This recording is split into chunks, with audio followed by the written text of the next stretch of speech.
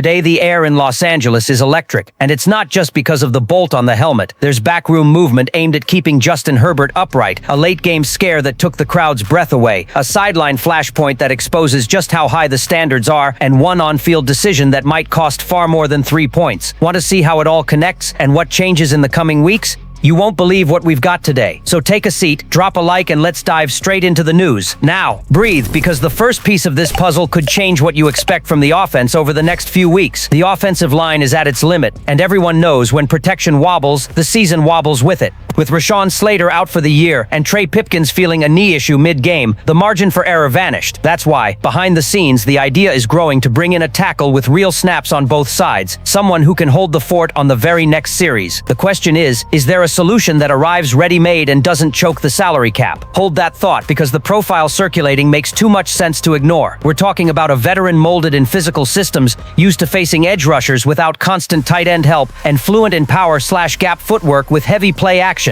That kind of lineman fits the Harbaugh-Greg Roman identity. Trench violence, aggressive angles, downhill run game, and a play-action threat that forces safeties to think twice before they creep. If the plan is to reclaim this offense's DNA, the piece has to snap in without an instruction manual. Now yes, Yosh Nijman, currently on the Panthers roster, he signed a 2-year deal with a base value around $8 million, with roughly 5 guaranteed, plus a 2025 cap hit that won't jam the books. Translation, he's financially viable for the Chargers. Better yet, he has history at both LT and RT gold when your cornerstone on the left is lost for the season and your starter on the right has hit the medical alert. In Los Angeles, Nijman can function 2 ways. If Pipkins misses time, he's plug and play at right tackle, with protection tweaks, tight end chips, condensed sets until everyone settles. If Pipkins is active, Nijman becomes that trusted 6th lineman in jumbo packages, perfect for Roman on short yardage and in the red zone, while also serving as emergency cover at left tackle. Okay, but why would Carolina take calls? Because there's reasonable depth with Ikem Ekwonu on the left and Taylor Moton on the right, and Nijman shows up as the first reserve on multiple charts. His contract is movable, designed for flexibility if the draft return makes sense. That doesn't mean a clearance sale. It means calculated openness, depending on the local plan and the calendar. Where's the risk? In price and the clock. Historically, swing tackles near the deadline tend to cost a day 3 pick. Fair to plug a hole without burning premium capital, but still a finite resource. And if the NFC South picture gets weird or injuries hit Charlotte, the Panthers can decide to hold. Each passing week shrinks the acclimation window and turns lost snaps into real pain, especially when your quarterback is getting hit when he shouldn't. Bottom line, glaring need, plus scheme fit, clean contract, plausible target. Even without official smoke between the sides, the logic is crystal clear. If Los Angeles chooses aggression over the next 2 or 3 weeks, Nijman becomes the bridge between chaos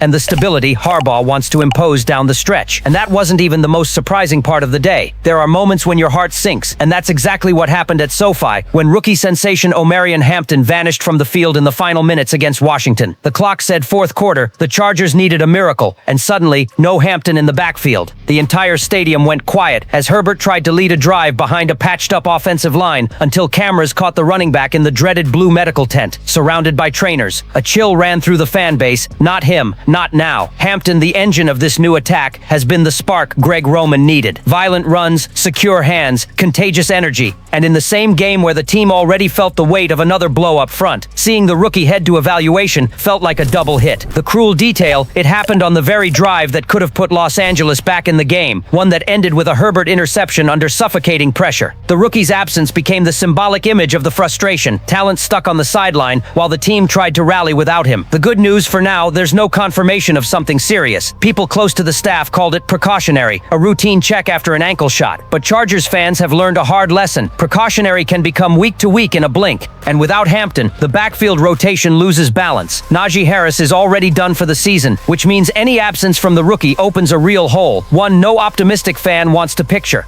Before he left, Hampton had 12 carries for 44 yards and 6 catches for 26, numbers that show how the staff was leaning into his versatility. He's not just a power runner, he's the outlet, the rhythm. Losing that, even for one game, changes the offensive blueprint. Greg Roman would have to lean more on Hassan Haskins, with Kamani Vidal elevated as needed and heavier 2 tight end packages, which risks making the attack predictable. And Herbert without a credible run threat is a movie nobody wants to rewatch. We've seen how that ends in past seasons. There's a psychological layer, too. Since camp, Hampton became the face of renewal, the player who reignited belief. The fan base bought the idea that he'd be a pillar of a Harbaugh era that's more physical and less dependent on aerial heroics. Watching that pillar limp to the tent at the end of a lost game was a harsh reminder of how cruel luck has been with this roster. But this is also the type of adversity that separates ordinary teams from those who harden under pressure. If Hampton returns quickly, it becomes a resilient storyline. If it lingers, the team will have to prove it can survive without its new trump card. Either way, that scare jolted the locker room and reignited the urgency to protect what's left of the offensive spine. Because if there's one thing Los Angeles cannot lose, it's the heartbeat of this attack. And believe it or not, that wasn't even the biggest drama at SoFi on Sunday. Nothing was more symbolic than seeing Justin Herbert explode on the field, and this time, it wasn't joy. In the middle of protection chaos against the Commanders, QB10's patience snapped. First, a free rusher screamed off the right. Then a miscommunication between center and guard let an unblocked defender crush him in the pocket. Herbert leapt up furious, pointing straight at his offensive line. It was the visible spark of a problem that had been simmering in silence for weeks. Context matters. The team kicked off the game patched together with Austin Deculus thrown in at left tackle for the injured Joe Alt. Trey Pipkins, who had already taken over the right side after losing Rashawn Slater, limped off in the first half, and Mickey Becton, fresh out of concussion protocol, was being evaluated again. In other words, there was no structure. That's the definition of collapse, and when your quarterback starts showing public frustration, the locker room temperature changes. Herbert understands the offense exists only with protection. Without time, the vertical concepts Harbaugh loves evaporate. The result was exactly what we saw. Stalled drives, avoidable sacks, and a unit that looked emotionally unplugged. In one of the day's most telling scenes, he walked off after another 3-and-out and threw his helmet onto the bench. It's rare to see Herbert like that, which shows the tension and urgency engulfing this roster. This also exposes a technical fissure. Bradley Bozeman, the new center, is still adjusting to protection calls in Greg Roman's system. It's a tough adaptation, especially when the pieces around you change weekly. Without chemistry, the offense loses rhythm and the quarterback becomes a target. That's exactly what happened. Shaky communication between Bozeman and the guards left Herbert vulnerable to interior pressure, something Washington feasted on without mercy. Fans know a pressured quarterback is a team teetering on the edge. Think back to 2022 when Herbert played through injury for months and the offense never recovered. The difference now is a more physical philosophy, built around the run. But that only works if the wall up front stands, and right now the wall is full of cracks. Herbert calling out his teammates wasn't just an emotional burst. It was leadership. It was accountability. It was the captain saying, "We can't live with almost." That's the message Harbaugh has hammered since camp, and seeing the quarterback embrace that fight might be the catalyst for a posture shift. Sometimes a shout on the field is the push a team needs to grasp the size of the problem.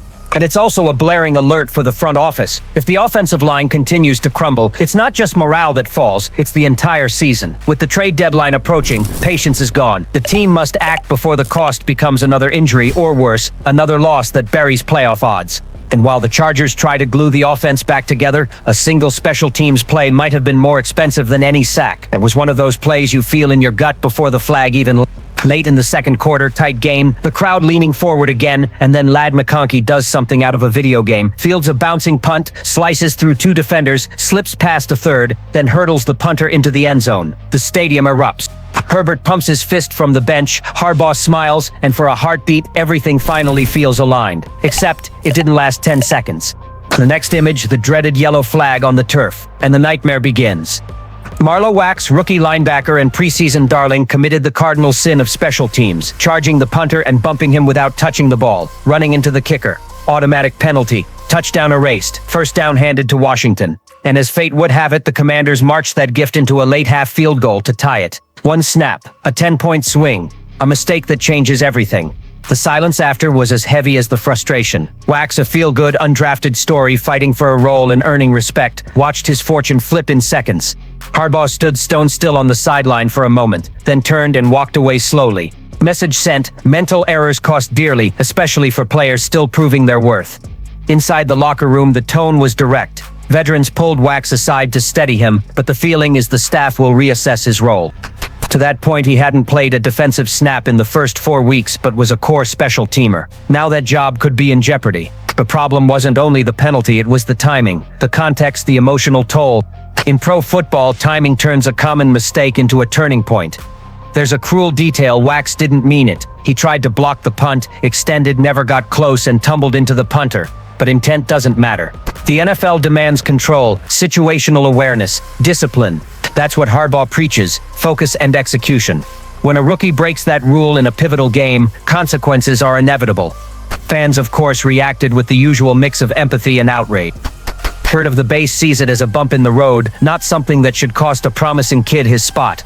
Others argue the opposite, that this exact kind of lapse is what separates teams that dream from teams that deliver. Either way, the debate is on, and Wax's future on the game day roster could be decided this week. In the end, the bitter taste lingers. A wiped-out touchdown, a game flipped by a detail, and a young player who may have learned the hardest version of a simple lesson. In football, a single decision can change the destination, and Los Angeles learned that again. When the dust settles and the scoreboard fades, the mirror is what's left, the one that shows where the team really stands. The truth is the Commanders' game was a brutal reminder of everything the Chargers must fix if they want to keep the dream alive. A string of injuries, mental lapses, and an offensive line on the brink. That's the snapshot of a team that must respond fast before the calendar turns into an enemy. Yet amid the chaos, there are flickers of life. Harbaugh's energy still pulses, the defense shows spine, and the locker room, despite the blow-ups, still believes. That blend of frustration and hope defines the moment. Fans are angry, but they're in it. They see Herbert demanding more, rookies learning the hardest way, and they understand every rebuild walks through nights like this. What matters now, aggression at the deadline, immediate fixes in protection, and above all, a reaction mindset. Because if this team showed anything, it's that it won't fold. Now I want to hear from you. What worries you most right now? The protection, the injuries, or the discipline? Drop your take in the comments because this debate is going to be wild. And if you still believe this roster will turn the corner, smash that like, subscribe, and ride with us, because this season still has a lot to say.